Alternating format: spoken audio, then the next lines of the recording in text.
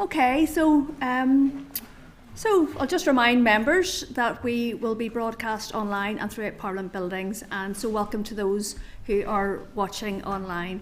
So if you can mute your mobile phones, and there is no recording of photography for the meeting. Okay, so we're going to proceed with the agenda, members, and I haven't received any apologies as yet, but we're still waiting for 2 members to arrive. So in terms of declarations of interest, have any to declare? Okay, so there's no chairperson's business today. So in terms of draft minutes, you'll find these on pages 7 to 12 of your meeting pack, and I'm just wondering, are people content with these? Yep. Okay, so I'll go ahead and sign those. Okay, so in terms of matters arising, so I would refer you to page 14 for the clerk's brief on potential actions from the witness session from the Victims and Survivors Consultation Forum at last week's meeting, and I'm just wondering, are we content to proceed with those? Yep, okay, yeah, thank you. Chair. Yes, go ahead, thank you. Yeah, Chair, it was just, in terms of matters arising, I'm actually glad to see today that we've got people coming in to present before the officials come in. I just felt last week it would have been more beneficial to have the officials in afterwards, and that's a couple of times we've mentioned this, but particularly given some of the concerns that the consultation forum raised, and even the request for a 6-month extension from the independent panel. I just feel it would have been beneficial to have the officials in afterwards. So can we have a look at that again, just in terms of going back?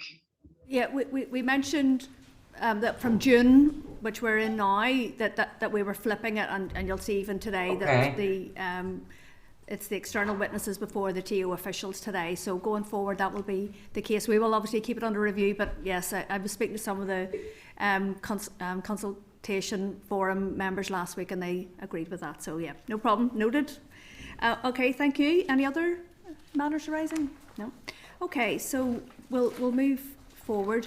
Oh, sorry, just one other issue. So we're going live with the committee inquiry into gaps in equality legislation from Monday the 10th of June.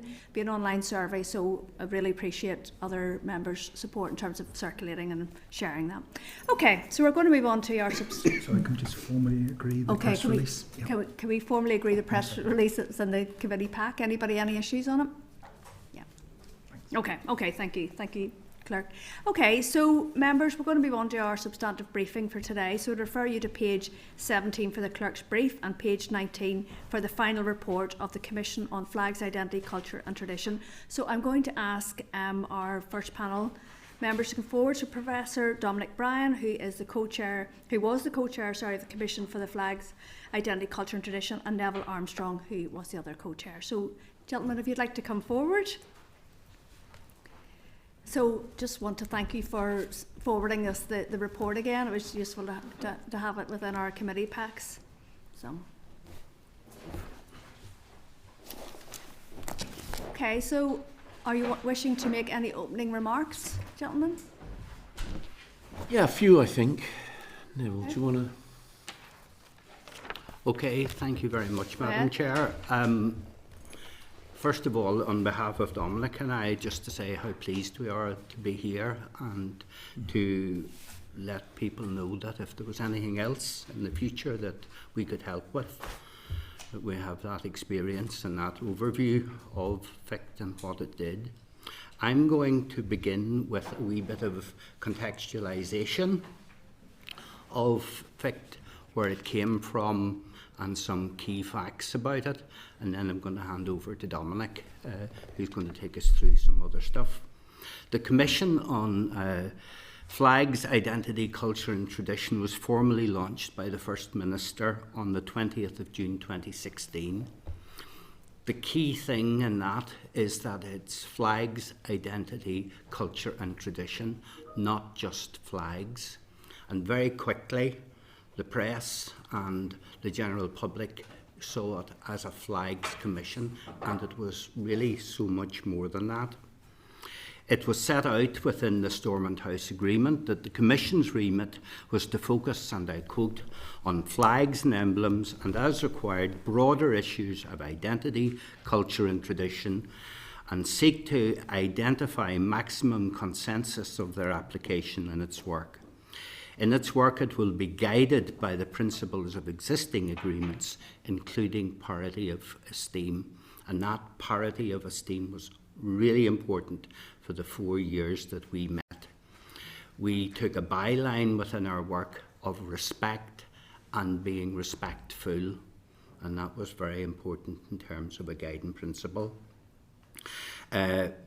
The Fresh Start Agreement then, if you can remember back as far as that, in which the Commission then was tasked with a programme of work which included scoping the range, extent and nature of issues relating to flags, identity, culture and tradition, mapping the benefits and opportunities, and there were some, all in terms of flags and related issues, while also highlighting where challenges remain, and there were many of those. And finally, producing a report and recommendations on the way forward. So we were tasked with scoping the range, mapping the benefits, producing a report and making recommendations. The makeup of the Commission comprised 15 members, 7 of whom were appointed by the leaders and 5 of the 5 largest political parties. And then there were 8 independent members who were appointed by way of public competition that we went through. It's worth noting at this point that the gender balance that came out, poor Katie Radford on her own was the sole female, which we could do nothing about in terms of being the commission that was brought together.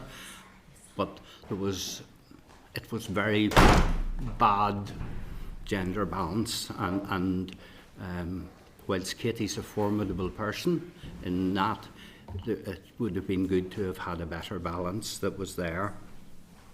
Our approach was to take an extensive and prolonged engagement and information gathering in order to fulfil the remit that we were given.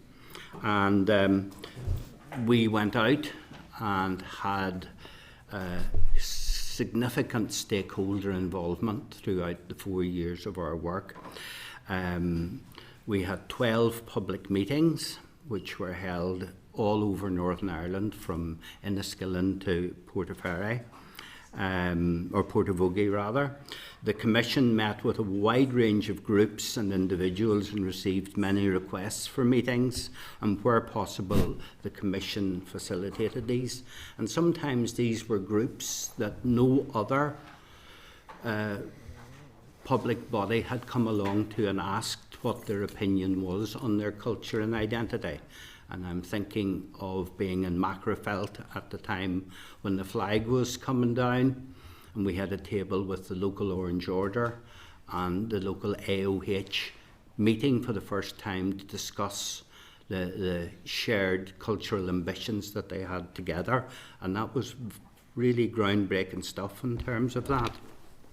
In total, the Commission had 162 meetings with stakeholders, and more than 1,000 people were engaged, either as individuals or representatives of organisations, and that's all contained within the report, who those organisations were. The Commission also sought submissions based around a questionnaire, and we received 37 written submissions and a further 44 documents, and reviewed an extensive range of other materials. Since its launch way back 8 years ago in June 2016, the Commission had 287 meetings, including plenary sessions, public meetings and meetings with stakeholders and subgroups. I'd like to hand over now to Dominic. So, the outcome perhaps in some ways surprised ourselves, that we actually reached many agreements. As Neville pointed out, there were ways that we were able to put in the report areas that were still at issue, but we hopefully, in putting them in the report, provide some tram lines for where those issues can be taken forward. Let me just go through very, very quickly, and then we can move to the questions that you want to ask. Some of the, I think, outstanding points. Those are the importance of a culture of lawfulness in everything we proceed with, the importance of human rights in everything we proceed with, the importance of having a model of good relations, and we might talk about this later, but I think we're in an interesting space and time right now because there's a review of good relations also taking place at the moment when all of these issues can be brought together and thought about. So I want to be quite positive at the moment. I know this has in some ways been left on the shelf, but there's a space and time now for taking this stuff forward. I could talk about it later, but there's been some really interesting developments, I think, around bonfires, the discussions around flags, which I read in the Assembly the other day. I want to underline the importance of art and public space, the art and public events in terms of social cohesion. And a lot of the events that we can talk about, including bonfires, play important roles in the communities that they're in. And I want to underline how important all that work is. And also that we did recommend an executive plan for action as our last recommendation. And I think that's important, and we would like to see that. So that's a very brief overview of a lot of things we can discuss. But I think probably handing it over to you now is the thing to do. Okay, thank you, gentlemen, and thank you again for sending through the report and all your work on it. It was refreshing to read it all again. So I just wanted to pick up on the first part around cultural rights, and the report very much leads, as far as I could make out, in terms of the European Convention on Human Rights and how they're embedded, and you examined the rights available to people in relation to cultural identity in a public space and talked about rights and responsibilities. And I just wondered, could you talk a wee bit more around what you see the rights for cultural expression in public spaces are, but also the responsibilities of those people wanting to exercise those rights? The two words, the linking of the two words that you use there is absolutely key. All right, rights and responsibilities. And I think we've always, whenever we look at any of these issues, we've got to look at those two things together. There is a lot of discussion about, in the world of analysing human rights, what cultural rights are. All right, but very broadly, I would argue that in a society, it is healthy to maximise the rights that people have to their own sense of their own sense of their public identity, and to be able to produce that in the space. So that if you allow people to express their politics or their cultural or their cultural identity in the public space, you are effectively giving them acknowledgement that they are citizens of the society. And I think for various reasons, we don't need to go into the history, the place that we live in here has failed in that over the years. I think there are some very good signs that we've got better at it in the last 20 years, and people's sense of citizenship grows out of it. So I think the reason that the right to express culture and cultural identity is important is because that's at the heart of it. Nevertheless, I don't think we should also fall into the trap that think everything that is a cultural identity is necessarily good or unproblematic. So you balance that with other rights that people have. Okay, did you want to add to that, please? I was going to say that there was a feeling that somehow what we were doing was going to do away with cultural rights, that people said that we're going to ban flags and whatever else. And I think the culture of the 4 years' work that we did was very much that enshrined in the human rights and enshrined in common ways how we can take forward cultural rights is actually going to strengthen and make cultural expression something that can continue and grow and add to understanding. And that was a very difficult balance to get that across. When I was saying to Dominic, I remember on the first meeting that we had going in, somebody turned to another person and said, "Let battle begin." You know, so you were going into that that friction that was there right from the start. So, in terms of that plan of flags and street furniture, under the where challenges remain section, it notes current legislation does not give authority for citizens to fly flags on lamp poles, and the only exception is obviously election posters. And to what degree do you, and I'll come to you first, Neville, do you feel that even though there wasn't unanimous agreement on it, but that there would be a sense that where people are given permission, that if they notified, for example, or that they stuck within the realms of the protocol in terms of the nature, location, etc., that could possibly be a way forward? Or was there just some sections that you engaged with that just said, no, we have a right to cultural expression here? I'm just wondering the degree to which there's sorry, go ahead. There was at that time, in terms of protocols, that was happening throughout Northern Ireland. There were local protocols that were working pretty well, Okay. In terms of the timing of flags, how long they stayed up, how many flags were there, and all of that. I think there's confusion from the community. You know, if you wanted to put a sign up to bring people to a bring and buy sale for your local scout group on a Saturday, and you stuck it to a lamppost, you would be fined. And people are confused as to why that level of policing with a small p that is there isn't applied to flags. And I think that the development of local protocols actually was probably one of the best ways forward. And I've seen very good work in places like Coleraine that have been done up there. There's a fundamental difficulty with local agreements, and that is they don't really fall within the law. Yeah. In other words, they don't have lawful authority to put the flags up in the first place, so that even if you have those local agreements, and I want to stress exactly what Neville says, having local agreements, talking to local communities is absolutely the right way to go. But fundamentally, the law isn't working at the moment. How do I put this nicely? Department of Infrastructure and the PSNI sort of have a working agreement not to work a piece of legislation. All right, and it's interesting to ask them, when you get to a point that you're deciding between two public institutions not to work something, and I'm not blaming them because it's difficult, it's also up to the politicians to solve that problem. And if we are to create a space, as Neville rightly says, we don't think that people shouldn't be commemorating and celebrating and using flags to do so.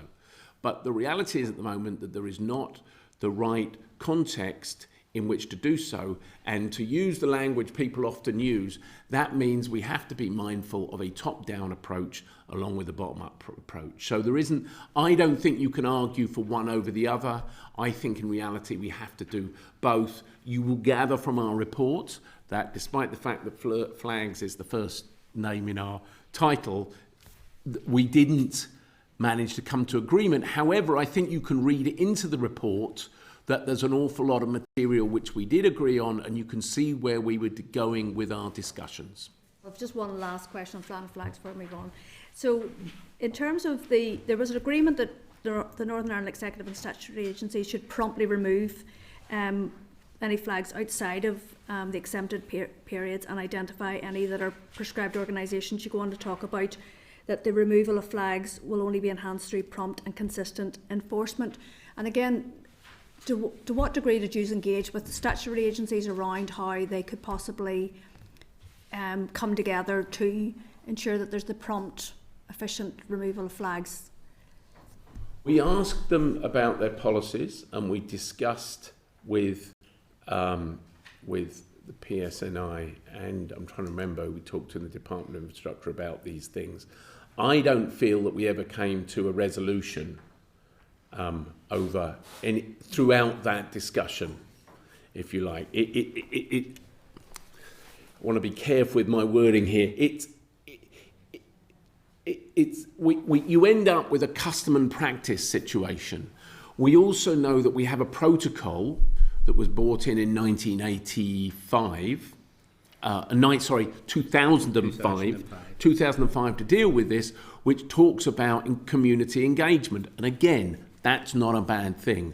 I don't think, and I did 5 years of research on it, that piece of policy really changed anything, if I'm to be honest with you.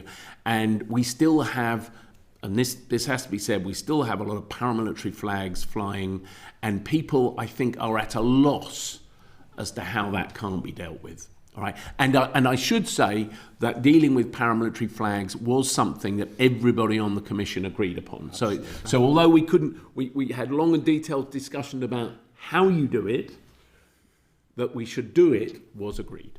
Okay, thank you. And just to move on to bonfires, and I don't want to put words in your mouths here, but you provided the legislative areas around, and probably a wee bit like the flags, I'll touch upon it a little bit. To what degree did you sort of settle that there needed to be a specific strategic framework, a regulatory framework specific to bonfires at all? In a way, all of those areas of public space that we looked at have the same issue. And that is that legally the landowner is usually responsibility for what takes place, but there's a real problem with the liability and of what happens. And in a way, flags and bonfires and memorials and murals are all in this. There's a common thread there, and I hope that in the report that common thread comes through. It doesn't make solutions easy. In terms of bonfires, it was the one chapter where we got agreement on everything, and I'd like to, I think that's important. All of the political parties had broad agreement that with a few slight legal changes and a policy approach, that we could really move the bonfire situation on. And I have to say, I've been doing work on the bonfire area in recent months, and I've become more and more convinced that there is work going on.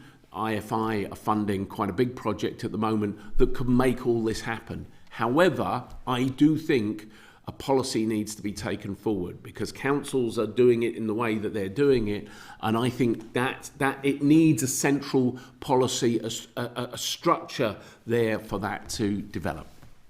I'm going to move on. A few more questions, but if the other members don't come, then I'll come back. Go ahead, Deputy Chair Connie. Thank you. Thank you both for coming in today. Something that I have real concerns about, just from my own constituency, is flags of prescribed organisations that DFI refuses to remove and the police refuses to remove, and also murals promoting prescribed organisations. And obviously you spent a lot of time and a lot of dedication into producing this report. Do you feel that government departments, arm's length bodies and the executive has failed you in your work by not acting on this, especially in regards to paramilitary flags and murals?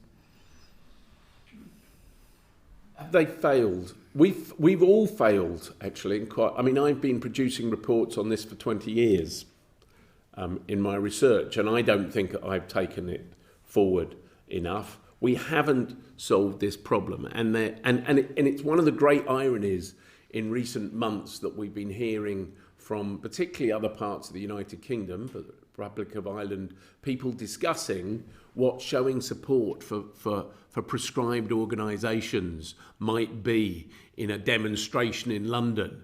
And those of us sitting here, seeing what's around us, can almost hardly deal with, do they actually know what we see in our streets every day in showing support for prescribed organisations? The difficulty, of course, is how do you take that forward, and we've failed in that. I think we have to, time and time again, return to the idea that this undermines, and I think the Commission felt this all the way through, a culture of lawfulness. Right? And that whilst we do have to understand, for instance, the commemorative practices that groups do, that groups need, all right, I don't think one can ignore that. I think we have failed thus far. I think most of the people, most of the general public probably shrug their shoulders and think we will never deal with it. But I do think we failed. I don't know what you think, Neville, on. Well, I go back to the first meeting we had with the then First Minister and Deputy First Minister, and being told that if you can crack this, you have a place in history because nobody else has been able to tackle it. I think Dominic's entirely right about the rule of law, and this is from a ground-up approach. This is what is really affecting people, particularly on things like murals and commemoration.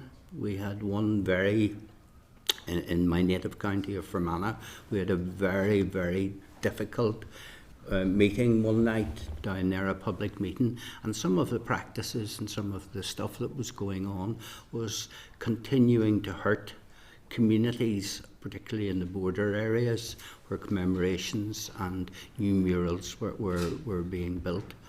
And I think that we began to see that local negotiation and talking and having a mind that people's cultural aspirations can be hurtful as well as being something that is celebratory or is commemorative in how it does it. Thank you. Just as a follow-up, I guess I do have to say I wish you'd held one of your stakeholder engagement groups in North Down.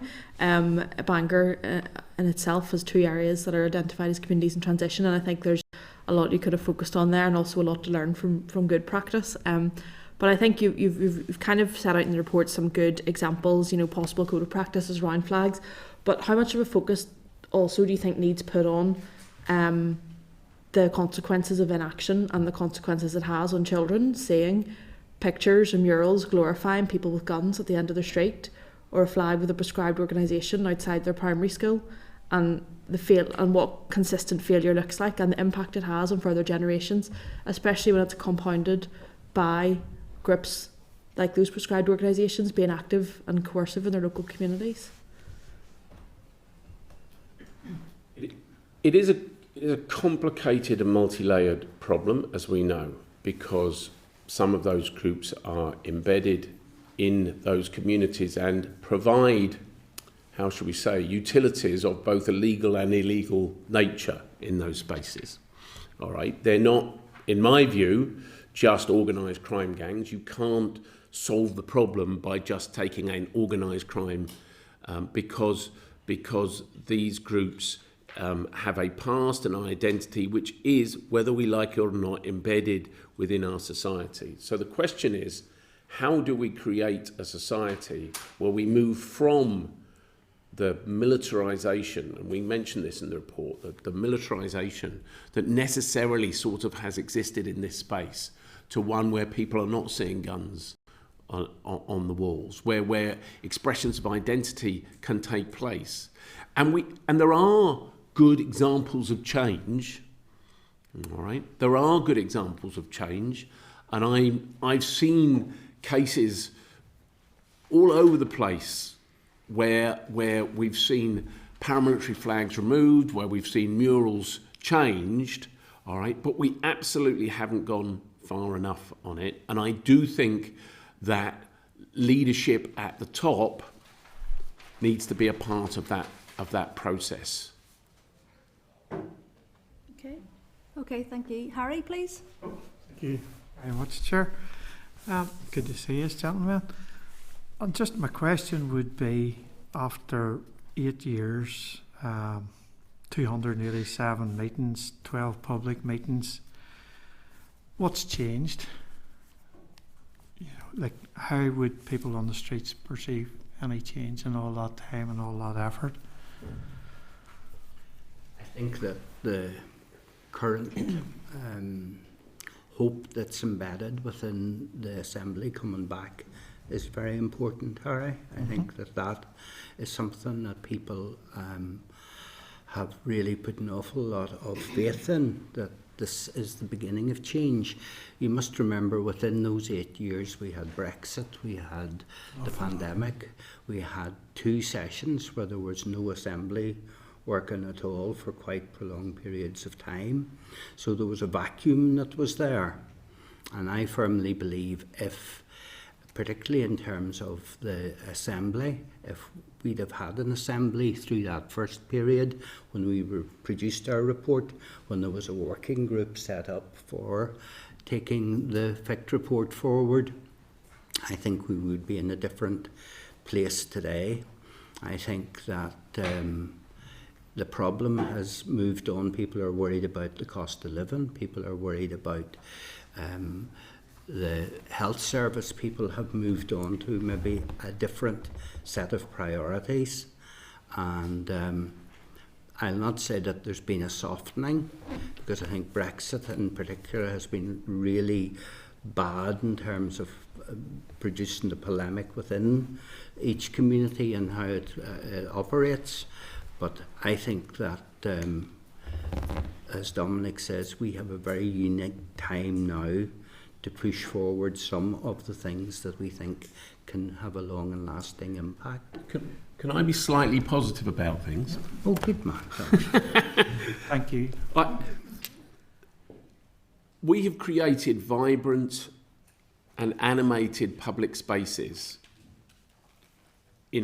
where there was none 20 years ago. Mm-hmm. I think our two largest cities, but towns all across Northern Ireland, but our two largest cities, Derry, Londonderry and Belfast, have managed to create spaces which are significantly different than they were 20 years ago. And people can express the diversity of their identities within those spaces. They don't always agree. It's important that they have rights to go into those spaces, even if others don't agree with them. So access is really important, but also the diversity of identities that we now see, I think, makes us a stronger society.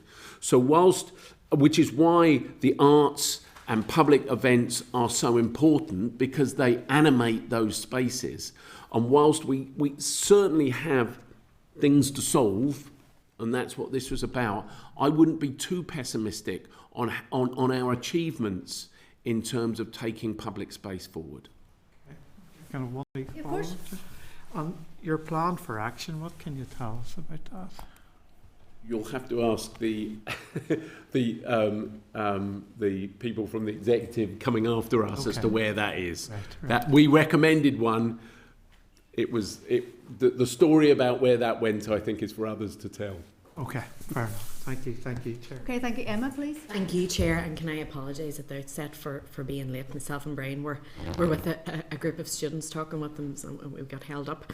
I suppose I have a different perspective to Connie and other members of the group, in that I'm a rural representative, and we thankfully maybe don't have the same issue with particularly paramilitary flags as other areas do.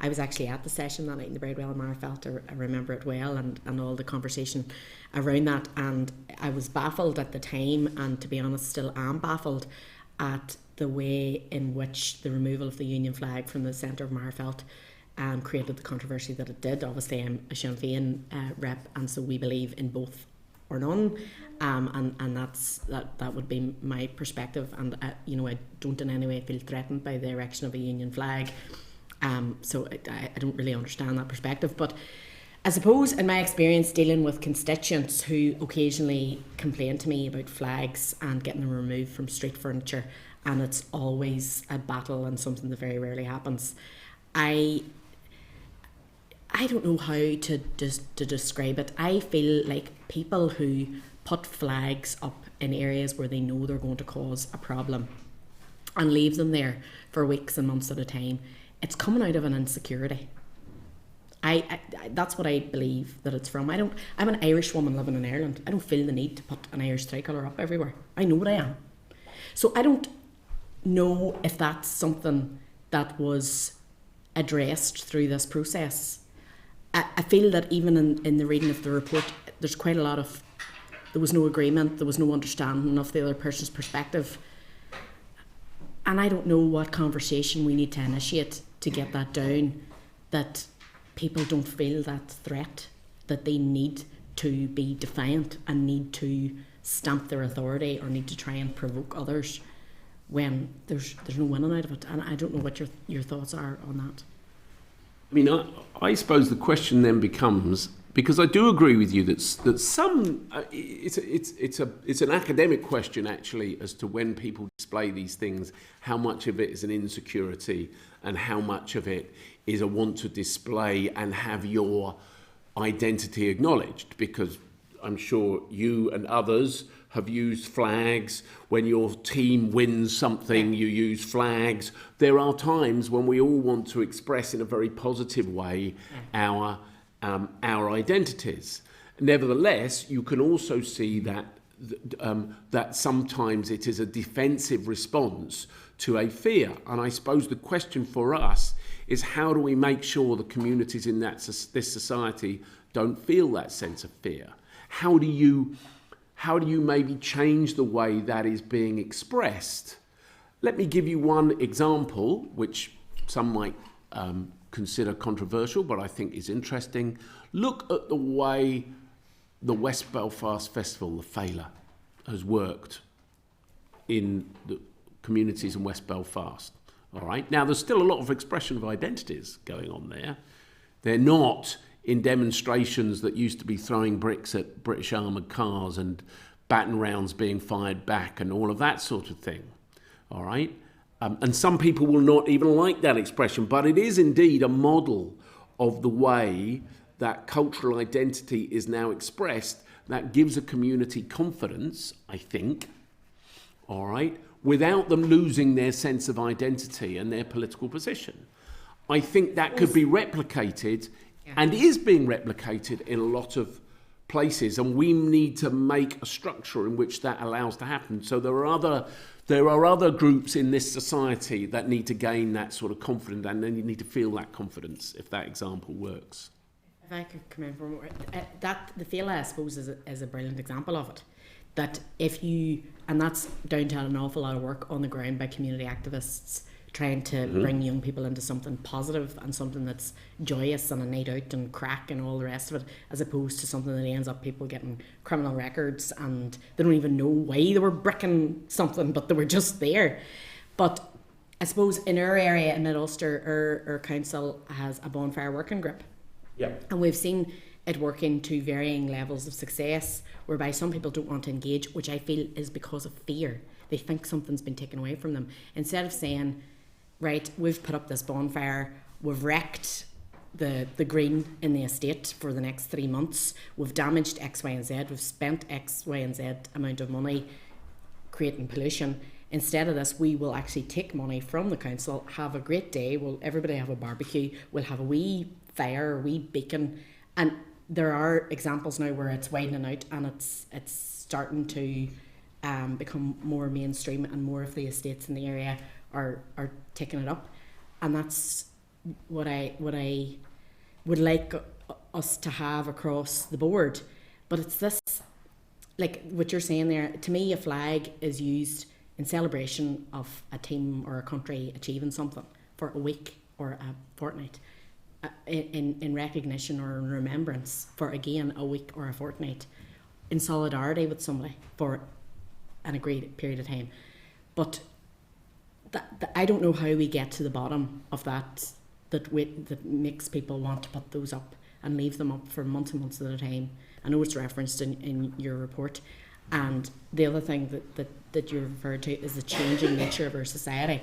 And I don't know if the situation that we have, the impact that it has on our migrant worker population or our refugee population, on people who have came here and made their home from other parts of the world, if that's really recognised or thought about, and I don't think it's reflective of. I think there's a growing awareness of it, and particularly with what's happening in the Middle East and the whole Israeli-Palestinian thing, and why in Enniskillen, I live in a very rural area, and in Enniskillen I was talking to an Israeli artist recently, and he couldn't get over the number of Palestinian and Israeli flags on different housing estates in Enniskillen.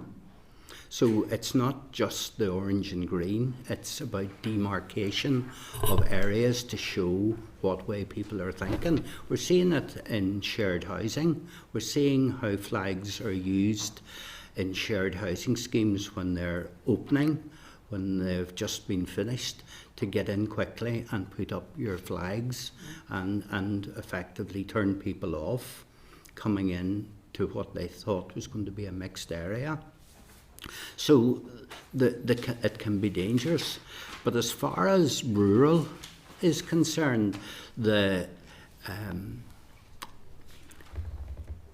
relationships and the background and the whole ethos of rural life is that sometimes what is hidden underneath society is much more apparent, and it goes back not just 100 years, it goes back to 1641, it goes back to their history, and it can be in a townland against another townland, it can be a local football team's rival, and sometimes the rivalry, I know where I am, in Gaelic teams between one another is absolutely enormous in terms of where they're at.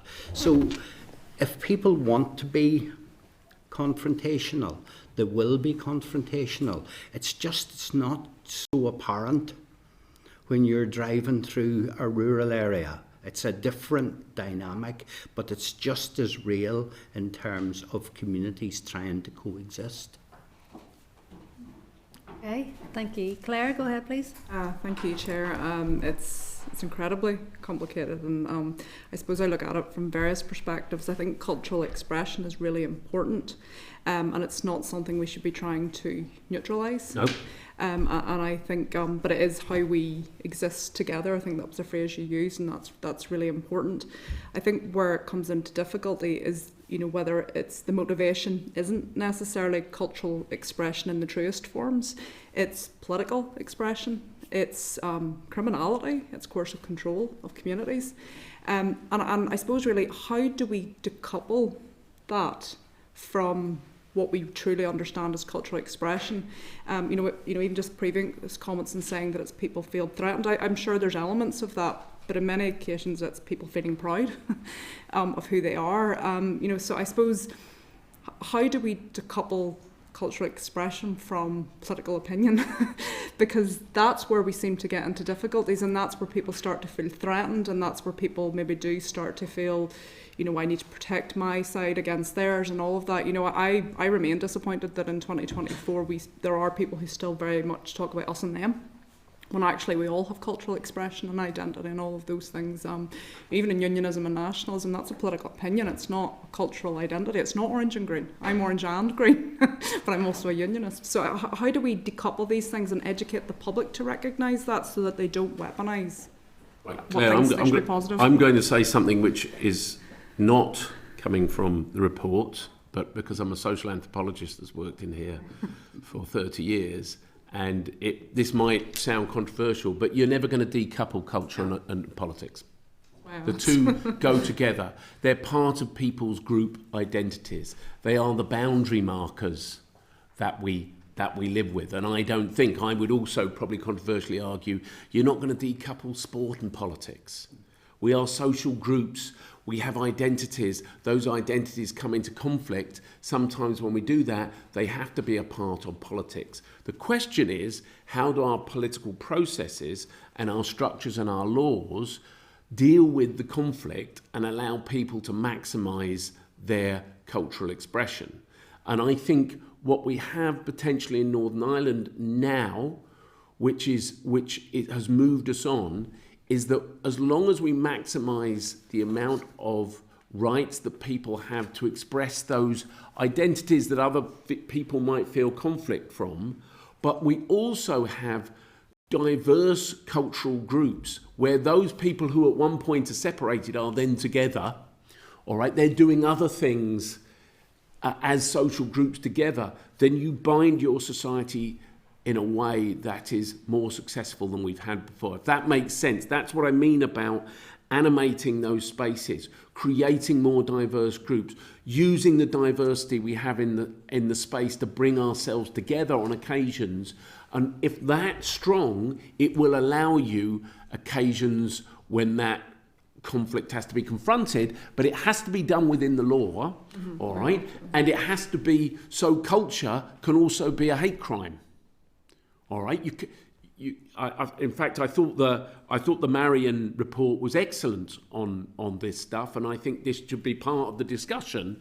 All right, you can have cultural expression when people will say no, that's threatening in some way, and I think that's where we use the law to manage those differences. If that's a helpful answer. Yeah, no, it is. I'm sure if I can follow up on that. No, I agree wholeheartedly, but I think where maybe political leaders have to kind of take the lead is to recognise where the laws are, if there are laws, what is stepping over the line, because I believe in the right to freedom of expression, but I have a difficulty when it limits the rights of others in other parts of their lives. And how do we find that balance? Because I think generally, not just in Northern Ireland, we're living in a world where people are almost misusing the phrases of freedom of expression to say things that actually are very limiting for other people on a rights basis.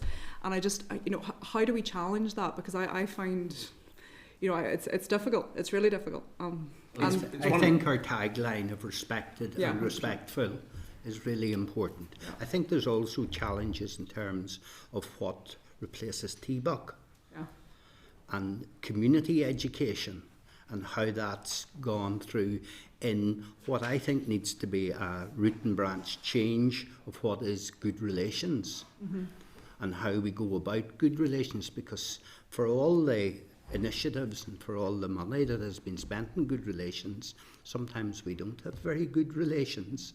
So there's an opportunity there in that rewrite of TBUC through the Executive Office. So I think that's one way that the Executive Committee can really influence change in terms of what happens down on the ground.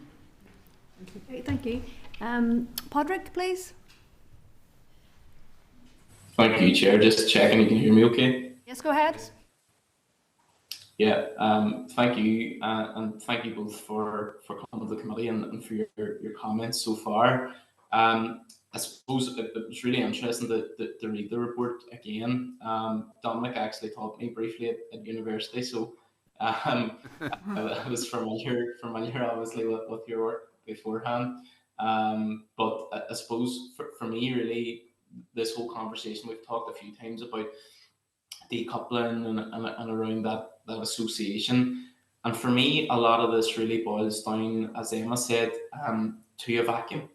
And the people not having that sense of strong identity, of pride in place, and to try and, I suppose, fill the void in some way. So I think in this conversation, essential that what we do is actually to look at the economic reality that people are living in as well, and actually saying as part of this, these communities, one of the biggest ways that we can really challenge this and really make a difference is investing in these communities, is building proper housing, is ensuring that the job.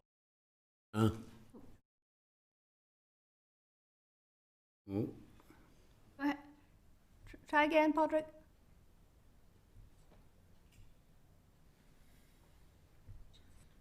What happened there?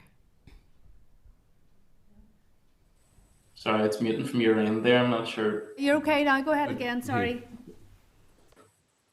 Yeah. So I think that's all part of this conversation as well. I don't think we can have any of these conversations in isolation. So it's about while yes, of course, we need to challenge the whole conversation around flags identity, look at where we can move forward and take that forward. I think that the economic conversation and building up all of our communities is essential to that as well.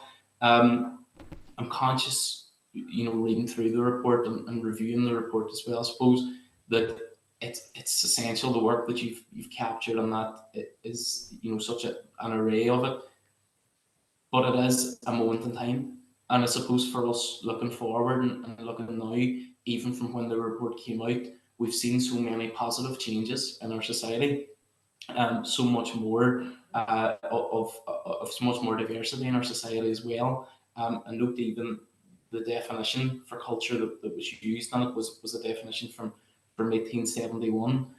So we look at all these changes that we've seen recently, and for me, this is about considering that change, looking at how that change actually has impacted our society in the last 5-10 years, but looking forward as well. And I suppose I can only speak from a Sinn Féin perspective, but for us, we want this to happen. We want these recommendations to come into place. We want these changes to happen, and for our communities to have the right for identity, to value and encourage that, but to be respectful and to be responsible in that as well. I had a question just around the community protocols. I noticed, Dominic, you mentioned that earlier. So I'm keen to hear a wee bit more about those and around how you feel they have worked in the past, how they're continuing to work. Are there any, I suppose, examples of how you can see that's gone well and how that could go better? So I'm just keen to hear a wee bit more from you both on that. Thank you. Did you mean the protocol that presently exists, or the ones that we suggested in the report, or the things that we suggested? So more the community protocols, which were in place, obviously, just around. And I know there were agreements in certain communities around where flags would fly, how long they would fly from, and those specific examples that are, I suppose, rather than a broad swathe, that they're specific to certain communities. Go ahead. Their strength, I think, is that for communities to take some control over the space that they're in and to behave in ways which are respectful to other people in the community is always a good look. Their weakness is that they can break down quite easily. I mean, if I'm to be very blunt, having looked at this flag stuff for about 25 years, I've been told about many, many, many good local agreements, and have been many, but they come and they go. And there are lots of areas where you sometimes have an internal feud, and all of a sudden people are using, and I can think of these taking place in both Republican and Loyalist areas, where groups have put flags up to try, and often in competition with other members of the same group or around divisions, and all of a sudden that flagging is being used, the flags are being used in a way where any sort of local control is lost, because you've got groups, usually, if I'm to be blunt again, big men, who are controlling what's taking place. This involves men. It's just like you're quite right to mention class. We should also mention gender. This nearly always involves men at the heart of it, and I think we shouldn't forget that. So I think the local identity, because if local communities can have a certain control, it gives exactly the confidence that is needed to make things better. So I absolutely don't want to. However, the history of some of those local deals means that I think that they can easily break down. And secondly, there are lots of areas where it doesn't work, full stop. It's also worth noting that often communities come to their own conclusions. I can cite where I live at home, that this year, the 12th of July in Irvinstown, is part of the Lady of the Lake Festival. So it's been incorporated as part of a 10-day community festival, and it's brought in agreements and meetings and a whole dynamic that was not there before between different sections of the community. And Irvinstown's a very mixed community. So there's a very, very strong case of both sides saying, look, we have to work together here as one community, not as two communities, if we are going to have an economic impact of what we are doing here. And you're quite right about economics, about building houses. The social housing state in Northern Ireland, I speak with some background in this, is dreadful how we're not meeting that social need that's there. And building houses brings economic benefits. It strengthens local primary schools, keeps the local post office open, keeps people in work. And generally speaking, when people are economically active and doing pretty well, their cultural identity comes an awful lot easier to them. Okay, Patrick, I'll move on. Yeah, no, thank you. And I think there's learning from that as well, because, definitely the points that you've touched on about I suppose the fractious nature and the weakness potentially of those breaking down. But totally agree with what's in the report as well. I think that while yes, there are elements there that there maybe isn't the permanency, that there are certainly lessons to be learned from right across the north, from those communities who are doing quite well and who are having those sort of agreements at whatever level they are. So I think it's taking best practice and that learning from all the communities and trying to piece it better together. But definitely, I suppose, look, from our perspective, we want to see this delivered and we want to see the recommendations implemented. So thank you both again. Okay, Patrick, thank you. Carol, please.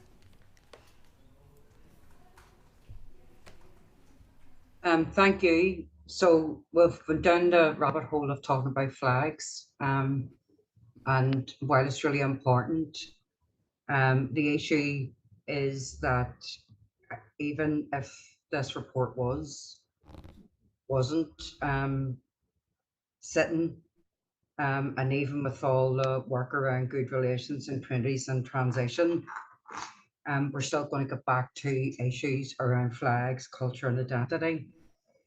For me, the question I'd like to ask is, how do you see these recommendations fitting in to the review of good relations?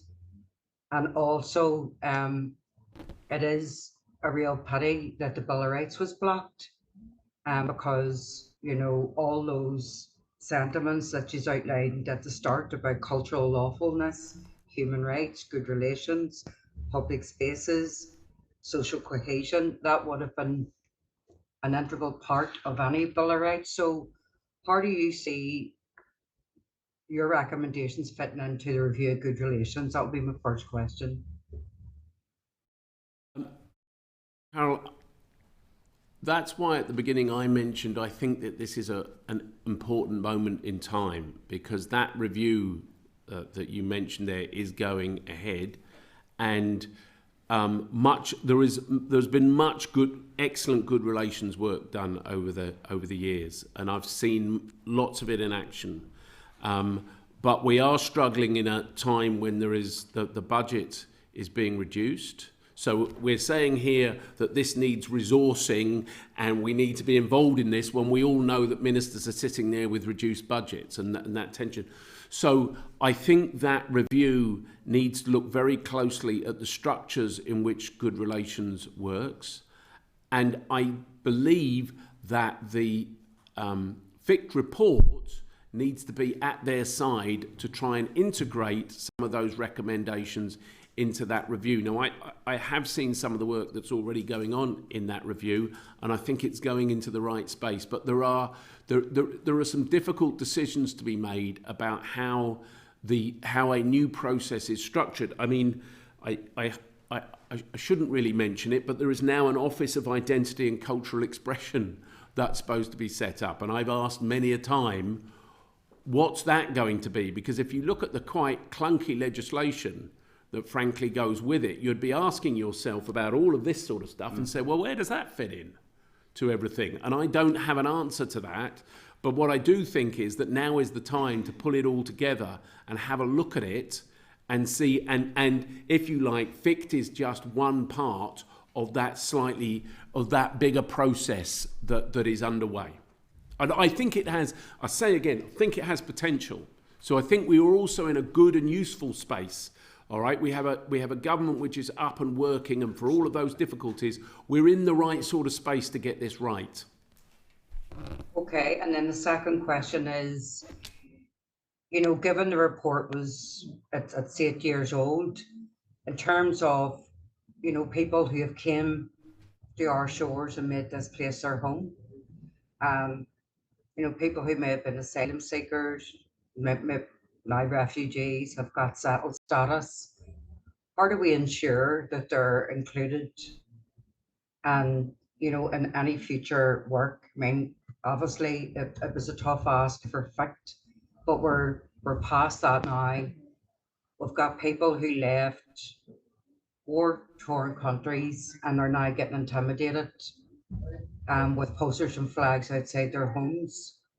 you know, if you were to talk to the review, what would you and how would you ensure that it isn't just Catholic, nationalist, or other? What you know, what does other, including other people, what does that look like, and how can we ensure that diversity is central to any good relations, and more importantly for me, equality? That's my questions, Chair. Thank you. I think that the work that's been done on the ground through local government with those communities who have landed in our shores through no fault of their own, that they have nothing, no other place to go, that are here. 8 years from 2016, you know, a lot has happened within the whole dynamic of cultural expression and whatever.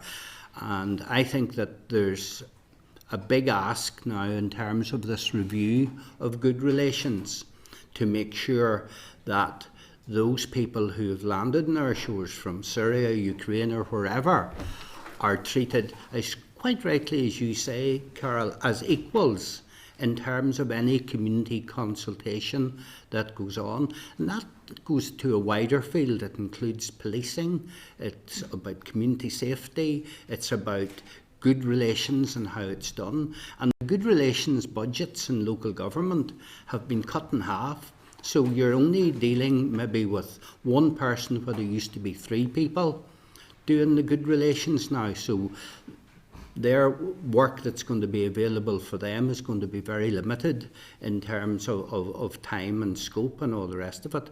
But to me, there's no other way to do it. If local government, we have an excellent project down in Fermanagh in South Tyrone called Orano, which has done brilliant work in terms of bringing forward members of the community together with their counterparts from Syria and Ukraine, and they have really, really been cathartic in terms of the impact that it's had. And to me, that work on the ground is where it works. But very briefly, Carol, reflecting back on what we did when we did this, one of my regrets, I'm not sure we could have solved this problem, is that we ended up too often coming down to our very narrow cultural political issues and missing the breadth in cultural identity, how we reflect groups. Gender, I think, in many ways is still missing from the report in a way that I sort of regret. And looking at the diversity in migrant groups also. Now, I hope in the broad human rights way we've constructed it, that they are all there in some ways. But I do have some regrets about it not being explicit, but maybe that was always going to happen given the things that we were asked to look at. Okay, thank you. Sinead, please. Good afternoon, and thank you for coming to the committee to give evidence. And I have to say, I'm very frustrated, and I kind of got a little sense of deja vu there, because, you know, we do go round in circles quite a bit, and it's very stark, you know, when you consider it's 8 years since this report was commissioned, etc. And, you know, it's one step forward and 2 back. But I totally agree with what Carl had said earlier. You know, there's a different context now, and we need to kind of make sure that any action plan going forward takes in our new context. And I'm really, you know, when you look at the 890K that was spent on this report, and very little progress been made in some of the key recommendations, it is deeply frustrating. But that's not the whole story. That, you know, when you look at the money that we're spending in communities in transition, tackling paramilitarism, or urban villages, or building united communities, and yet we are struggling with the very basics. And as Carl said, you know, we're still talking about flags, but it is about, you know, changing changing our communities and looking outwards. I had friends come up to visit me and in Derry not that long ago from the Republic of Ireland, and I was kind of giving them an itinerary of where to go to, etc., etc. And one of the places I sent them, the Antrim Coast, the Causeway Coast and Glens, they didn't stay. They didn't stay because they felt threatened by the amount of flags. They couldn't understand what was going on. And this is kind of like our normal societies, and people just do not understand, that this is kind of the day-to-day that we're tackling with, and it is impacting people's perceptions of safe places and welcoming places as well. So it is something that we should really, really deal with in a kind of adult way, and be respectful. And it's not taking away anybody's culture at all, but it is being respectful and being responsible. And it's deeply frustrating that we can't make progress. But also I want to kind of say, like, from 2016 to 2024, we had no institutions for 5 years. So the progress that we possibly could have been made, after the work have been done, the recommendations have been made, we've lost time in that, and I think we have to relook at it again and put that diversity in place, and that our new peoples and our new places into that as well, and make sure that we are racially aware of what's going on in society. So I really do believe that we have to have a relook at all of this. A lot of good work's been done, but we're losing the context here. Sinead, I hear your frustration, and as someone who's looked at the flags issue for a long time, I share your frustration. I do hope that there is a moment in time here when this stuff can be brought together. I really do, through the Executive Office. Now, whether the Executive Office is the space and place to run things from the future is an interesting discussion, but the Assembly is up and running. We have a First and Deputy First Minister. We have a number of reports sitting on the table that have been around for a few years, and now is the time to get that done. So I agree. I would say you will never, in any society, some people call this a post-conflict society. No society is a post-conflict society. We are also, it's part of our role, in all of the institutions we're in, to deal with conflict. It will always take place. So we can't think that we're always going to get rid of it. But I do think we have an opportunity at the moment, right at this moment, to really work on some of this stuff. And I'll say one very brief thing, which is always difficult. It's difficult for politicians, particularly, is that when you make changes, sometimes levels of conflict go up before they go down. And that can be really difficult, because politicians have to think about getting re-elected in a few years' time. All right, and you make a change, and actually, to begin with, that gives you more conflict, not less conflict, even when in the long run you can see that you will have an improvement. It doesn't necessarily, and now I think is a great challenge for politicians taking things forward. Not easy. No. Thank you very much. I think the responsibility is definitely, the remit of the Executive Office is all over this. Yes. And really, there has been little or no momentum, should I say, in order to get these recommendations or actions and positivity going forward, and going out there into the communities and actually selling it.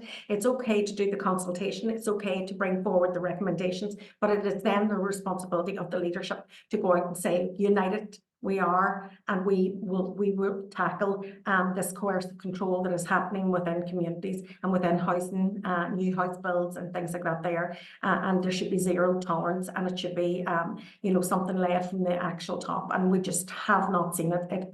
This committee has been completely frustrated in getting any way forward in this. And that's not a reflection on those that have worked very, very hard on the body to do so. It really is a reflection on leadership.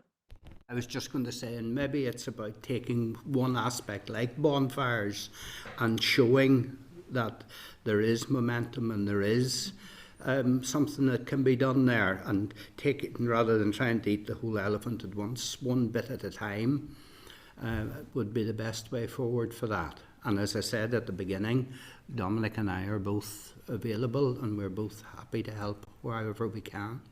Okay, thank you. I'm going to move on. Go ahead, Brian. Okay, look, thank you for your work on the Commission.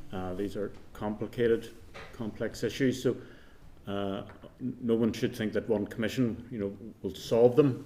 These issues will always be with us. And I suppose it's the nature of a politically, constitutionally contested country, and issues feed into that. So there's a tendency to want to point the finger, even in our discussions of what the other community is doing, that we find objectionable. But there's things, and even politicians will do things. My 12 years in Belfast City Council, that included the vote to remove the flag from City Hall. Yet in contrast, that was a very contested decision that we opposed. Yet we also brought in an exhibition in City Hall, which included the relocation of some items within City Hall, and that was done with all-party agreement through a long process. And that's an example of how talking through issues and seeking to be respectful can produce an agreed result. And to mention another thing, I mean, I do think the recent decisions on primarily Irish street signs, saying that one resident or one councillor can trigger a referendum or a survey of a street, and only a 15% threshold, again, I think that was divisive and that was the wrong decision. And that has created division within areas that were mixed, and we've seen divisive votes taking place. So people always want to finger it at others, but there are decisions that politicians are also take that can be insensitive. A few matters I would say on this. First of all, I think location is important regarding what is deemed to be acceptable. Secondly, I don't think these matters can be addressed by a primarily legislative approach. I think a lot of matters are resolved by engagement, by discussion. And actually, I would say there has been a positive direction of travel by and large, where communities have been engaged, and the scale of issues has been reduced. And so I would always be hopeful. So it's easy to want matters to be resolved almost from afar, by just legislative and through enforcement, but much more is achieved by engaging with community, working with people, persuasion, showing how things can be done in a way. Flags should not be used to intimidate people, and there should not be the promotion of prescribed organisations or the glorification of terrorism or violence. And I hope we can all agree to stand against those things. So, as I say, I think that engagement is important to this work, to tolerance, but promote what will be beneficial for local communities. I agree with you that I don't see lots of legislation. In fact, FIC doesn't contain lots of suggestions for changes of legislation. I would put it another way. There are some tweaks at times. So, for example, some laws around burning of sort of wood on bonfires were never put there to stop legislation was never about bonfires, but the reality is that people are building on landowners' land, and technically the law is being broken when that is taking place. And a lot of what we've said, back to what Neville said at the beginning, what we try to do is to facilitate. So I hope in that bonfires chapter, it looks like it's a chapter that facilitates bonfires, doesn't restrict them. Nevertheless, it's not about creating legislation. There is legislation, and I think the flags issue, the lamppost, is one obvious example. The legislation is there, and it is a matter of that we struggle over the fact that there is a piece of legislation which at the moment is being conveniently placed to one side, great frustration to an enormous amount of people.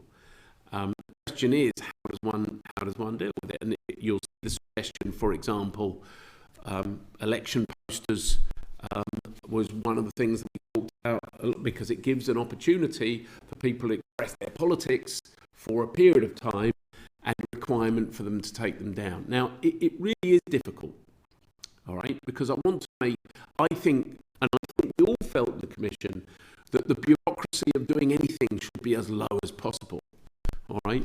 Speaking as two people who chaired a commission, you can create commissions all over the place and offices, all right, but it's got to be lean if that's a way. So I agree with you. There are no simple legislative ways out of it, and we shouldn't go around producing lots of legislation, but I do think in here there are tweaks that would be helpful. Okay. Well, listen, gentlemen, thanks very much. I think we covered a lot of ground there.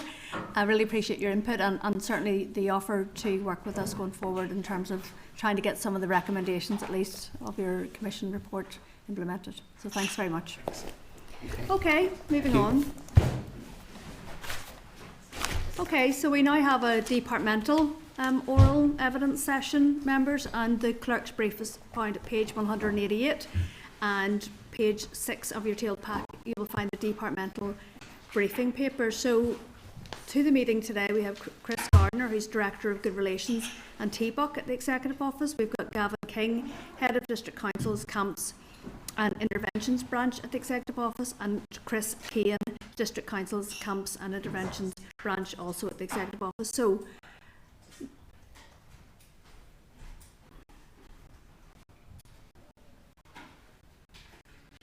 are we ready to come forward?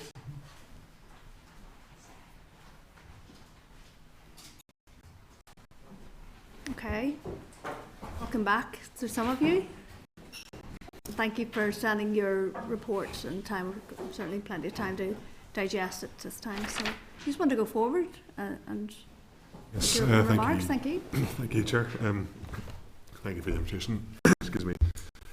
Today to provide an update on this work. And as you mentioned, you've had a copy of the briefing paper in advance. So if members are content, I'll provide some background in relation to the FIC Commission and the Commission's final report, and provide an update to members on latest developments. Apologies in advance if there's a slight duplication with the overview provided by Dominic and Neville. So the Good Relations and TBUC Division leads on work associated with the FIC report, and I previously provided Secretariat support to the Commission and the subsequent FIC working group. The FIC Commission was established on the 20th of June 2016 under commitments within the Stormont House Agreement and a fresh start. And the Commission was supported by the 5 largest parties here, all of whom nominated representatives to be members. The Commission then, in addition, included 8 independent members appointed by public competition and was chaired by Dominic and Neville, as you know. The main objectives of the Commission were to scope the range, extent and nature of the issues relating to flags, identity, cultural and tradition, to map the benefits and opportunities in terms of flags and related issues, whilst also highlighting where challenges remain, and to produce a report with recommendations on the way forward. The role of the Commission in this regard was to consult with the whole community, identify key areas of commonality as well as difference, and encourage shared learning, active listening and understanding in a meaningful way across traditional boundaries. The work of the Commission aimed to contribute to a number of shared outcomes. These included the development of an open, tolerant and mutually respectful society, the development of a shared identity that relies on its mutual interdependencies and seeks to identify areas of common value, and an improved approach to dealing with contested displays and expressions of identity. The Commission also sought to maximise opportunities to achieve significant reductions in manifestations and levels of hate crime. It sought the development of a society that can seek to identify areas of commonality and have constructive debate around where challenges remain. And it sought to maximise opportunities to promote benefits of diversity and cultural expression. The Commission undertook an extensive stakeholder engagement, as Neville and Dominic have already illustrated, and this included the views and opinions of people from as many different sectors and geographical areas of our community as possible. The report cost £809,000, and it is acknowledged that this is a significant expenditure of public money, but is proportionate when a number of factors are taken into account. Firstly, there was a significant level of stakeholder engagement conducted as part of the work.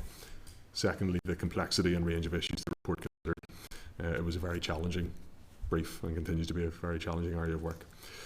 Commissioners were tasked with scoping the range, extent and nature of issues relating to flag identity, culture and tradition, mapping the benefits and opportunities in terms of these issues, and producing a report with recommendations on the way forward, as I previously said.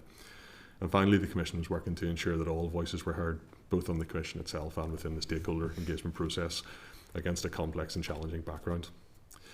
So I'll now move on to discuss the final report itself. The Commission was cognizant of New Decade New Approach agreement in concluding its work and provided its final report on the 17th of July 2020. The report makes 45 recommendations in total, covering human rights and equality, vision and ambition, education, media, sport, British, Irish and Ulster Scots heritage, arts, bonfires, murals, commemoration and implementation. The report also identifies significant areas where the Commission discussed various options, but ultimately were labelled as where challenges remain. These are measurements of equity, diversity and interdependence, Irish and Ulster Scots culture and heritage representation on public bodies, flying of flags, development of a civic flag, guidelines on murals and practices around memorialisation, remembrance and commemoration. In January 2021, agreement was reached to establish a FICT working group containing junior ministers, special advisors and officials, which would be used to facilitate the process of bringing recommendations to ministers. Following the first meeting of the FICT working group in March 2021, officials developed a paper outlining a proposed way forward in relation to these matters. A series of next steps, including a FICT implementation programme, were approved by the Executive on the 25th of March 2021, and in April 2021 officials conducted initial engagement with departments. This engagement focused on a proposed allocation of recommendations to relevant government departments and feedback from those departments on how recommendations of the FICT report could be progressed. At its meeting on the 23rd of September 2021, the Executive agreed that the report should be published, and it was published on the 1st of December 2021.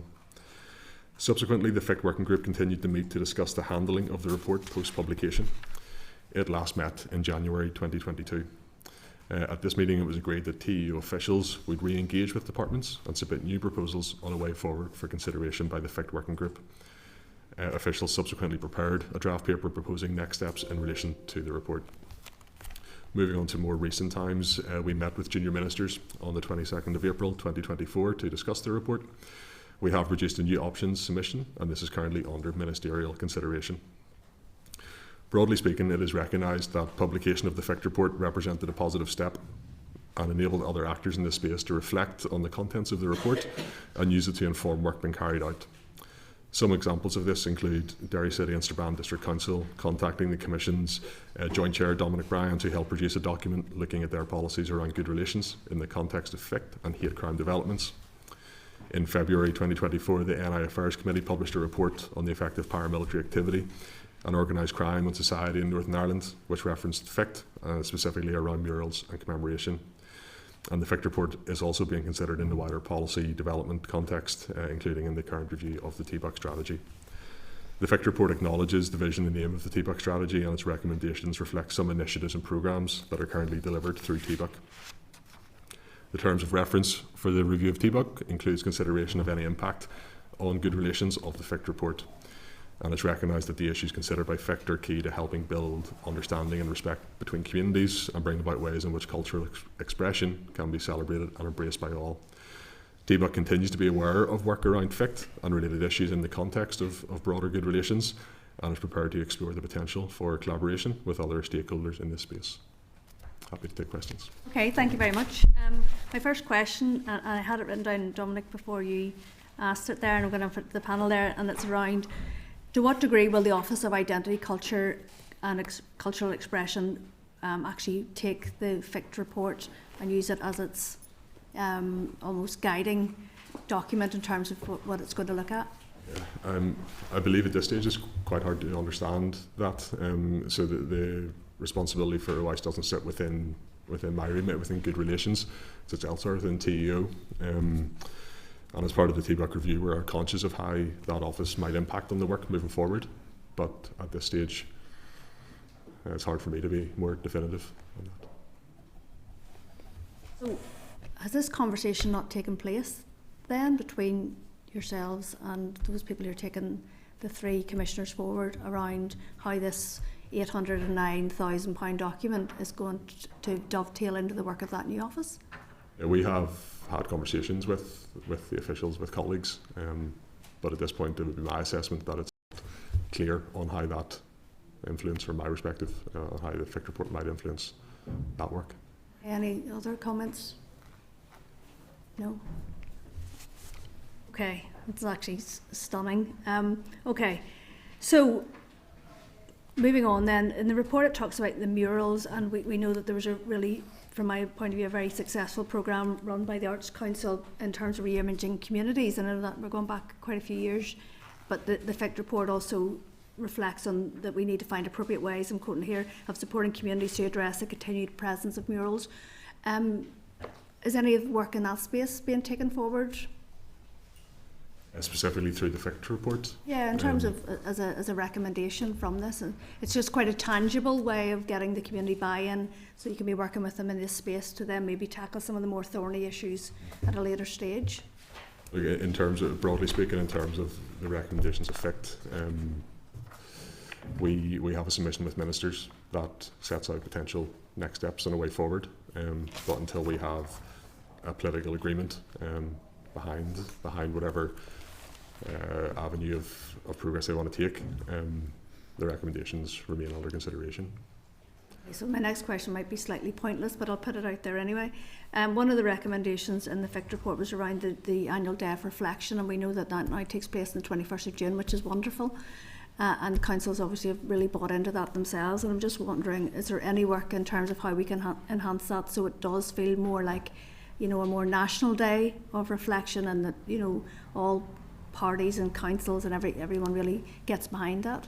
Yeah, sorry to give the same answer, but all recommendations currently are, any progress on those is wrapped up in the submission currently under consideration, and I'm probably not in a position to discuss specific recommendations further, but what I would say is that, broadly speaking, from a broader good relations perspective, there's a lot of value in appreciating the respect and building respect and tolerance of different views and different opinions, different backgrounds, and how that could contribute to broader good relations, and how events such as the National Day of Reflection could be part of that. I really appreciate that your hands are tied very much in terms of how you move forward. I might have other questions, but at the minute I don't think I'm going to get anywhere with them. Go ahead, Connie. Yeah, thank you all for coming in today to talk to us about this. Is in the report you obviously mentioned the motion that was passed in April on the display of flags, emblems and banners, and that was passed by the Assembly, and it called for an urgent consultation on how lawful authority may be provided within the bounds of the possible code of practice in the FIC report. Have you been working on that urgent consultation? At the risk of sounding like a broken record, that is also part of the submission to ministers that's currently under consideration. So we have included that work as part of that. Okay. Again, Paula, I'm not sure where else I can go with that.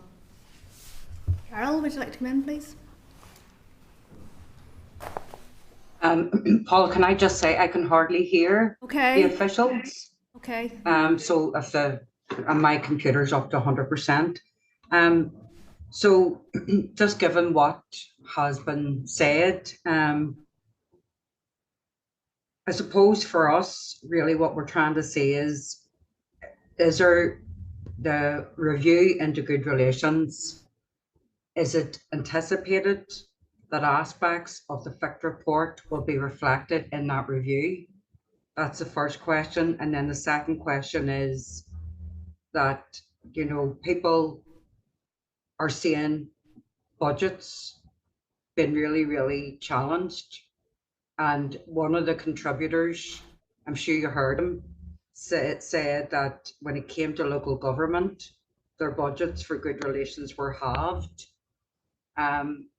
You may not have the figures there, but could we get the figures for our budgets in local government for good relations work, and also even the Community Relations Council, what their budget is and how much of it's been spent on work on the ground, and maybe that will be reflected in the review also. So it's up to yourselves what way feel you can answer that. Yeah, no problem. In terms of the TBAC review and FICT taken into account as part of that, yes, absolutely. And I think what's very clear is that the issues tackled in FICT remain some of the toughest issues to tackle whenever we have been engaging with broader stakeholders. And it's becoming very, very difficult to disentangle good relations from wider socioeconomic issues as well. And I think a lot of the complex issues that FICT tackles occur in local communities who are also battling with low socioeconomic well-being. So the challenge from our perspective is making sure that we have an approach moving forward that effectively engages local communities on the issues that matter to them. And it would be my assessment from engagement to date with stakeholders is if we can help alleviate some of the socioeconomic issues that might also provide an avenue for tackling some of the more challenging issues, such as the work covered by FICT. In terms of budget, so last year, due to the cuts, due to the reductions that had to be made within the Executive Office, there were reductions applied to good relations funding. So the Council's budget was reduced from historically a level of £3 million to £1.6 million in 2023-24. In terms of the Community Relations Council, their overall budget is approximately 3.2 million. Now this has gone back to their latest annual accounts, which I believe is 22-23, so might have been slightly less last year. But of that budget, 2.3 million is gone out to community groups on the ground through a mix of core funding and small grants funding. But I would want to caveat that by saying that the Community Relations Council also do other important work, mainly on the community engagement side through avenues such as the TBAC Engagement Forum, which is hugely important as well. Sorry, Chair, could I still can't really hear. So just to ensure I've got this right, the budget for the Community Relations Council is over 3 million and over 2 million is given to groups on the ground to do good relations work. So then that would mean, if I've heard this right, there's over 1 million just in administration of the CRC itself. It's under 1 million in terms of administration, staff costs, overheads, etc. Under 1 million? Yes. Yeah. So is it like 900 and something thousand? Like what is it? It's circa 900,000. Okay, no worries. Thank you. Okay, is that you, Carol? Padraig, please. Thank you, Chair, and thanks for your presentation so far. I'm just keen to hear a wee bit more, and I appreciate you've touched on it to some aspect, but just around your engagement with other departments, and sort of around this as well, because conscious, that while you're obviously the lead partners in this, that there are other groups and other departments that you're working with. So I'm just keen to hear, I suppose, the broad overview and then a few more specific things that I might touch on as well with you on that. But sorry, can I ask whether you repeated it? Just broke up I think it was slightly. Padraig, do you want to repeat it? Can you repeat it quickly? I think it was around. Yeah. Okay. So it's just essentially it's to get an overview of your relations with other departments and agencies. Okay, thank you. I'll maybe hand over to my colleague Gavin in a second in terms of some of that engagement that was taking place as part of the FIC working group. More broadly, we have ongoing relationships with other departments from a good relations perspective. So we have a number of departments that deliver aspects of the TBAC strategy, and we have an ongoing governance structure that sees us regularly engage with those departments. We've also engaged separately with them as part of the TBAC review, and the discussion of FICT was part of that engagement process as well. In terms of the specific engagement process around the FICT working group, I'll refer to Gavin. Yeah, so this probably relates to first of all the historical element of this process in terms of in March 2021 when we worked. The executive paper was passed. As part of that process, that executive paper, there was a number of elements that formed an implementation plan. One of those elements was discussion with departments. One of those elements was the publication of the report. Another element was the creation of a governance structure, and the fourth and final element was a process whereby elements of the FIC report would begin to be implemented. So obviously, the process, there was a number of successes. The report was published in December of that year. And there was significant engagement with departments around that fourth element of around what implementation might look like if such a decision was made to progress. And apologies, Chair, in your earlier question around the relationship with OICE and engagement. I feel that the engagement with departments covered elements around those issues. But at that time, momentum didn't coalesce around the other two elements in terms of creating a governance structure and implementation of elements of the report. So we were left with, as I say, positive, in the sense that the report was published, and in the sense that we did have good and positive discussions with departments. If subsequently, and Chris has referred to the submission is currently with ministers. If subsequently any next steps are agreed, we've put a lot of work in the bank, as it were, with departments, so that will hopefully stand us in good stead. And as I mentioned, Chair, apologies with other partners, including in OICE. Thank you. Go ahead, Patrick. Do you see, just on that, you've mentioned regular engagements. What does that mean? What does that look like? How regular is that? Who's involved in those meetings? It's just to get the specifics around it, just for our understanding. Yes. Of exactly what does that look like? What's the timetable around that, and how does that specifically look? Yeah. So there was two main periods of time when intensive discussions took place. So the first was around March, and then the second was around January 2022, when, as part of the FIC working group, we re-engaged with departments just to refresh the thinking that we had gained in 2021 to inform the latest paper that was put forward in 2022. So that would characterise the engagement in relation to FIC specifically. But over the course of our work on our Good Relations programmes, TBUC is delivered across all departments, so it's a constant process of engagement, and at those engagements we would reference issues including FIC, etc. But it was just those two specific points, just to answer your question. Okay. Thank you for that. Thank you. Okay, Brian, please. Great, thank you, Chair.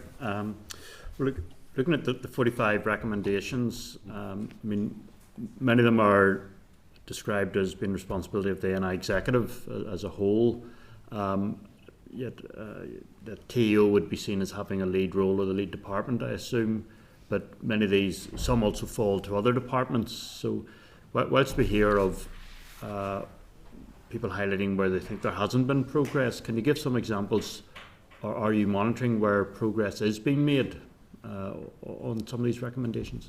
Yeah, and Gav, feel free to come in when you want to. There's some examples around sport, for example, where there's very strong aspects of sport being used to bring people together from different backgrounds and tackle complex issues. I guess my assessment of the recommendations as a whole is that there's a number that would be easier to implement than others, that because the wheels might be in motion in some cases from activity already underway in other stakeholders, and then there'd be other recommendations that would require more, perhaps more of a lead-in time to get the implementation phase. I think, considering the complexity of the issues, the Commission done very strong work in managing to reach agreement in 45 different cases. Gavin, any other examples? Yeah, just on your first point about responsibilities for the recommendations, I think it's sort of key to understand, and this relates to the point that the question asked earlier around departmental engagement. There is no certainty around departmental allocations of any recommendations, because we haven't moved to a position where there's an agreed position on implementation. So it wouldn't be fair to say that any department has any particular responsibility, because at this stage the position of the report is such that it has been published, and it's up to, it's there for anyone to reflect upon. But those discussions that we held with departments won't crystallise any further until such time, if there is such a time, where the report, next steps are agreed, if agreement comes. Okay, well, I just want to push a wee bit further. Yet it clearly states certain things fall, for example, to the Department for Education, in terms of where responsibility for a matter lies and so on. And I mean, sport, I'm sure it'll be communities and so on. But is there any central monitoring, or is each department, I know some things you're saying have yet to be allocated, but are departments being, is anybody keeping a record of what progress has been made, even on those that can be advanced? Yeah, no, and apologies, I probably wasn't clear, sorry.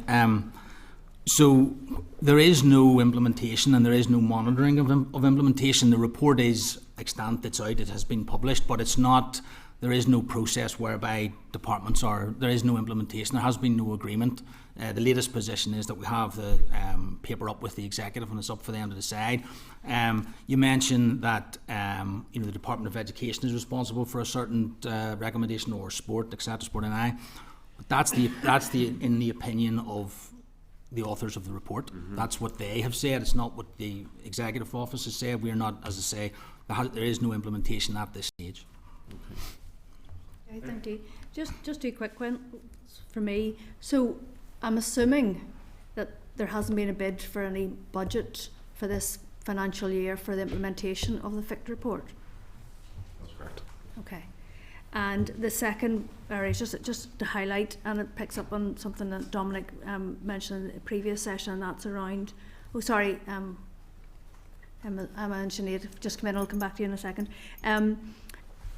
In terms of the role of women in this process, and in sections 7.11 and 7.13, they're talking about sport being used, and they're talking about the tripartite relationship between soccer, rugby and GAA, and I just, as somebody who's a member of the hockey community, I do want to flag that that's probably a sport where women are predominant in, and it's a really, really good vehicle, and I get very frustrated that it's always those three sports and you always leave hockey out. So going forward, in terms of implementation, I do want that to be considered. I'll just come back in then. Emma, go ahead. Thank you, Chair. I just have two quick ones.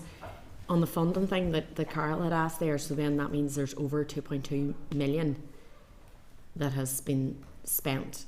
Where has that been spent? What groups are receiving that?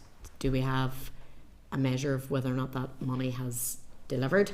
The second question is around the stakeholders and who they actually are, and what departments you're meeting with as well. So the 2.3 million, that was in reference to the Community Relations Council and their good relations delivery. So that is a mix of core funding, which sees around between 30 and 35 jobs supported across the good relations sector, and there'll be organisations that work across the country in delivering good relations.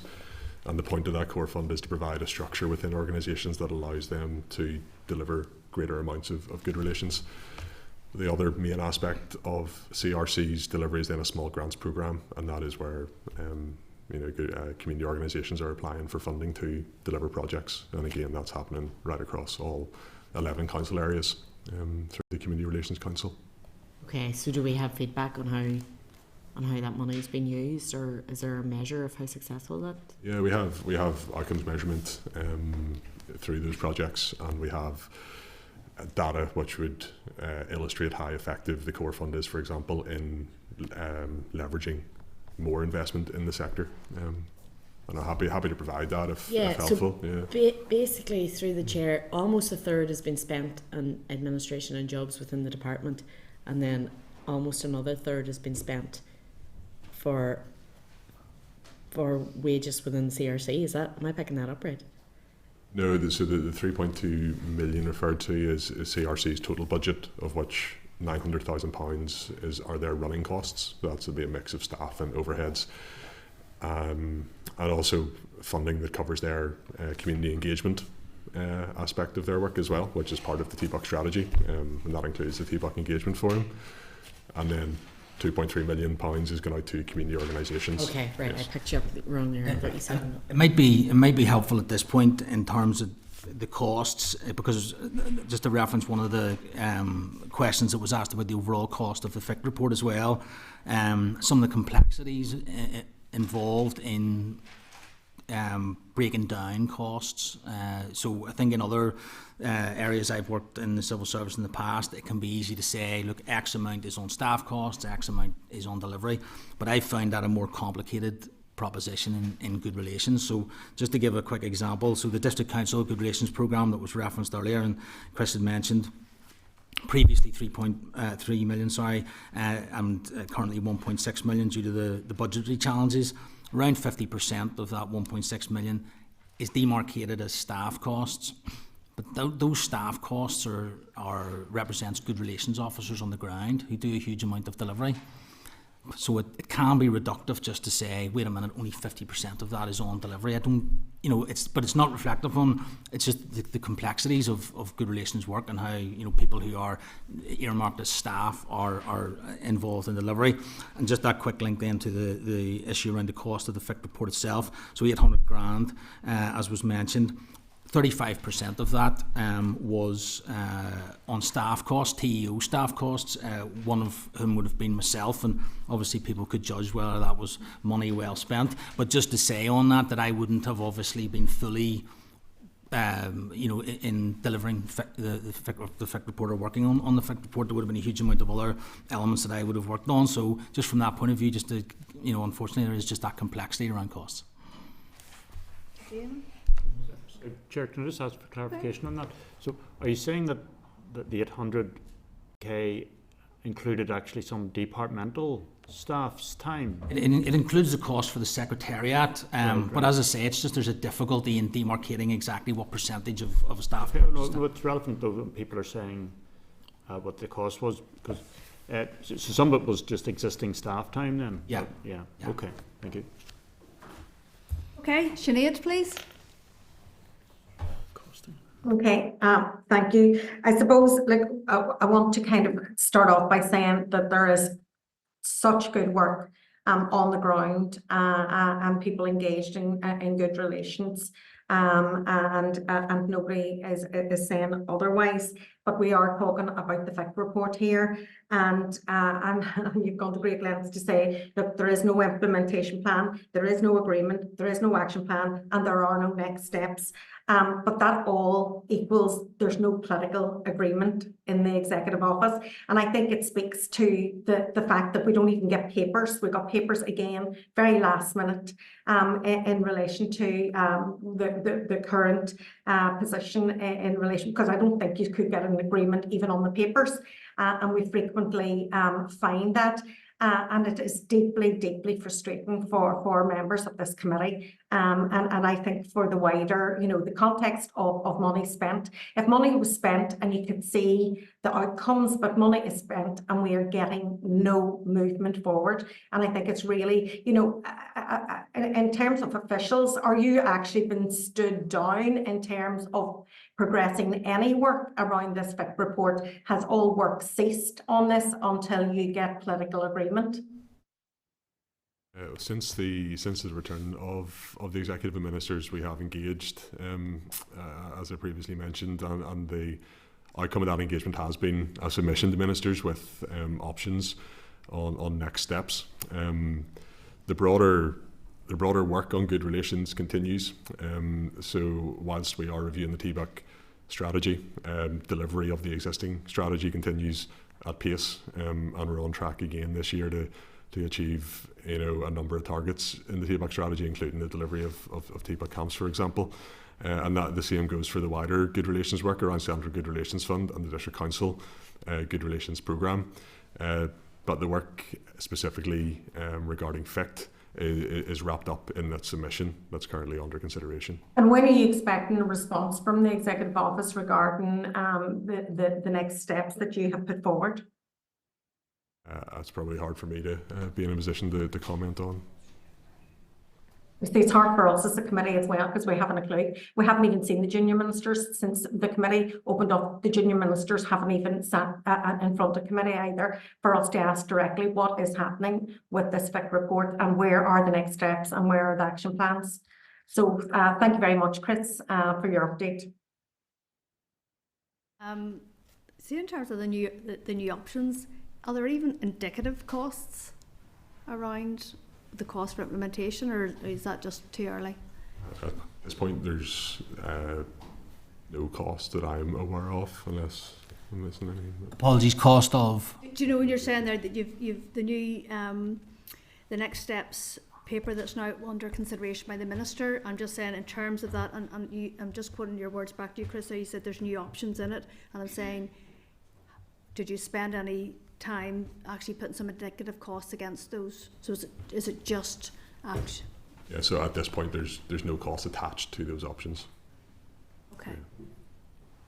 Can I come in again? And I genuinely don't. I understand the difficult situation you are in within your roles, but it is very frustrating. And to pull on the point Sinead had made, you know, largely the stuff you have talked about, which we appreciate the update, has been on T-Buck. But with respect, we had a briefing on T-Buck with you, Chris, and we all really appreciated it a few weeks ago.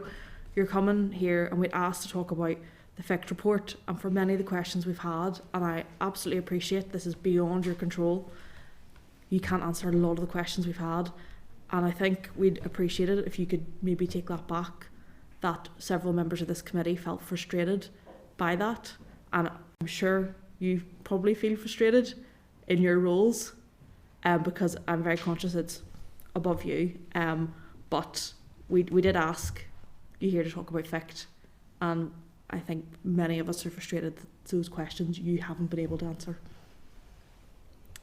We'll leave it on that note. Thank you, gentlemen, and we look forward to welcoming you back when you can actually give us the way forward, the roadmap forward.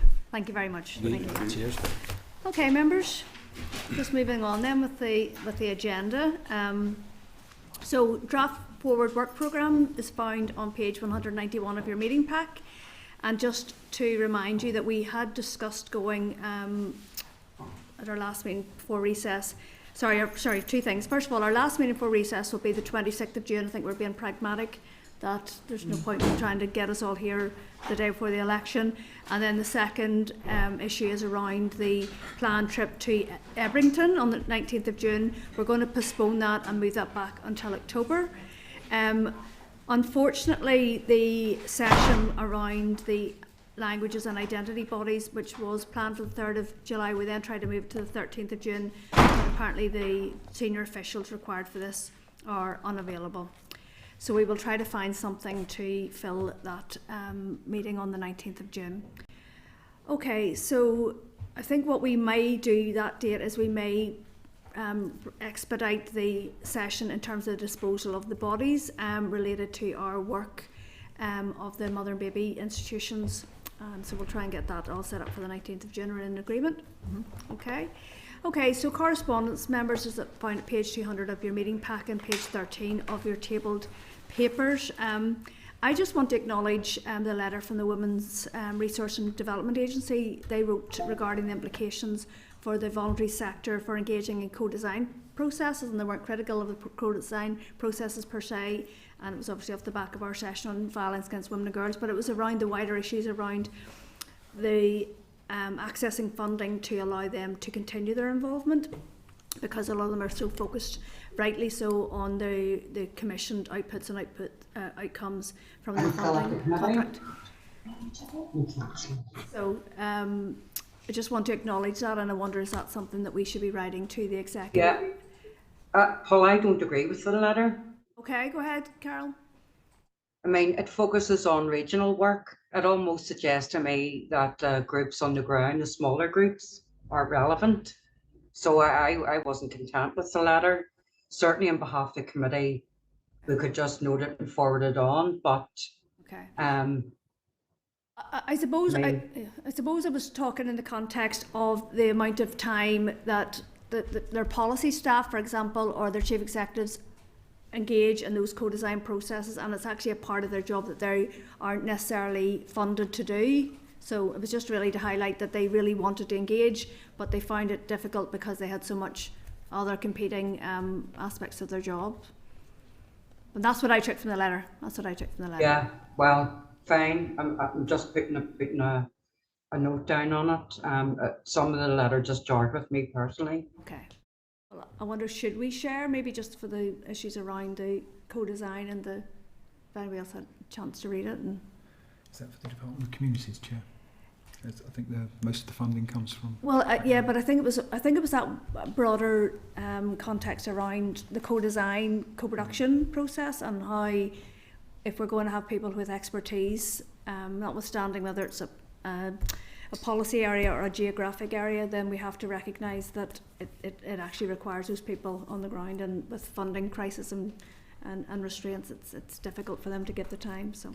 No, I agree with that, Paula. I Yes. think if people are asked to go on panels, their value and their work should be remunerated. I have no issue with that. Yes. I just have an issue with bigger groups.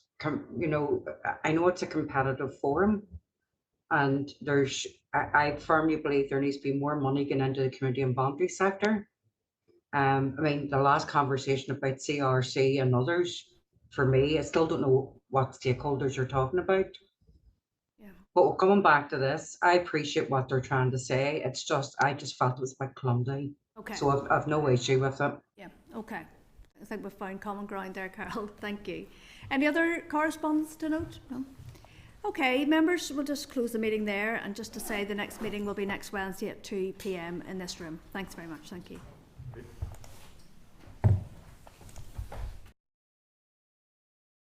Committee Room 30, sound.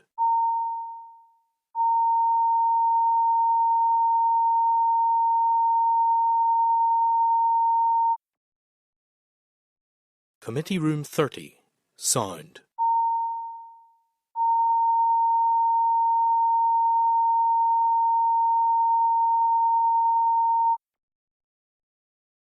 Committee Room 30, sound.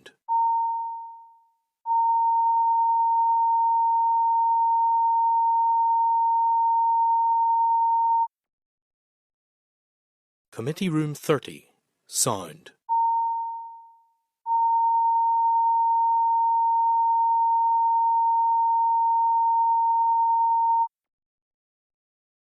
Committee Room 30, sound.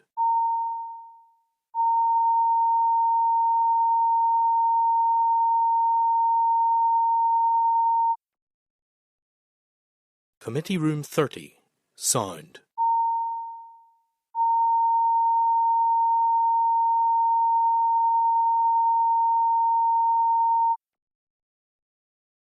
Committee Room 30, sound.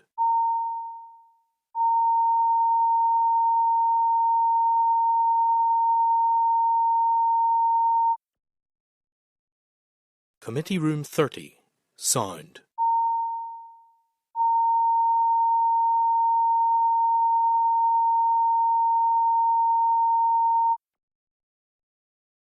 Committee Room 30, sound.